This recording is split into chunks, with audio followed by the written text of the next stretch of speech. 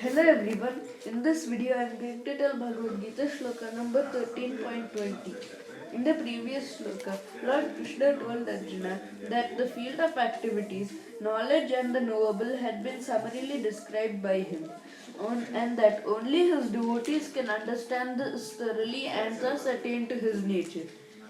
Let us begin with this shloka.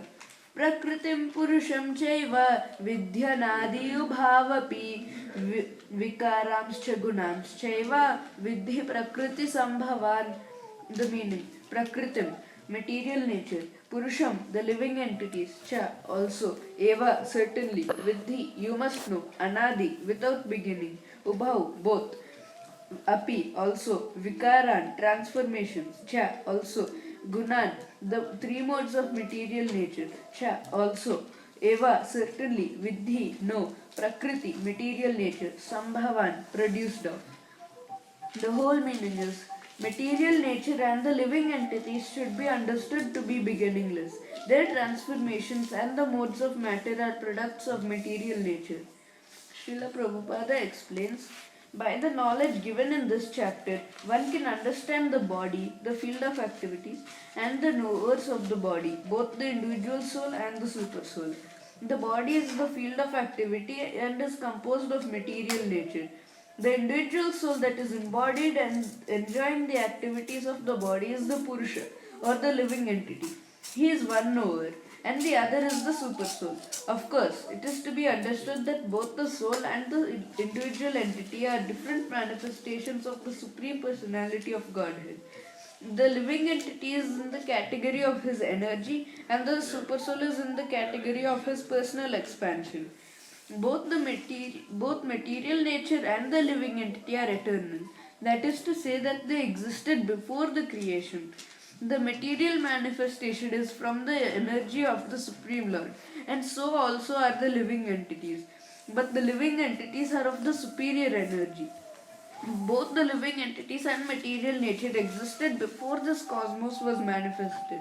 Material nature was absorbed in the Supreme Personality of Godhead, Mahavishnu, and when it was required, it was manifested by the agency of the Mahatattva.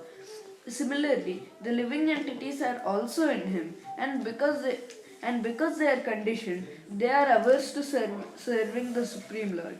Thus, they are not allowed to enter into the spiritual sky. But with the coming forth of material nature, these living entities are again given a chance to act in the material world and prepare themselves to enter into the spiritual world. That is the mystery of this material creation. Actually, the living entity is originally the spiritual part and parcel of the Supreme Lord, but due to his rebellious nature, he is conditioned within material nature. It really does not matter how these living entities or superior entities of the Supreme Lord have come in contact with material nature. The Supreme Personality of Godhead knows, however, how and why this actually took place. In the scriptures, the Lord says that those attracted by this material nature are undergoing a hard struggle for existence. But we should know it with certainty from the descriptions of these few verses that all transformations and influences of material nature by the three modes are also productions of material nature.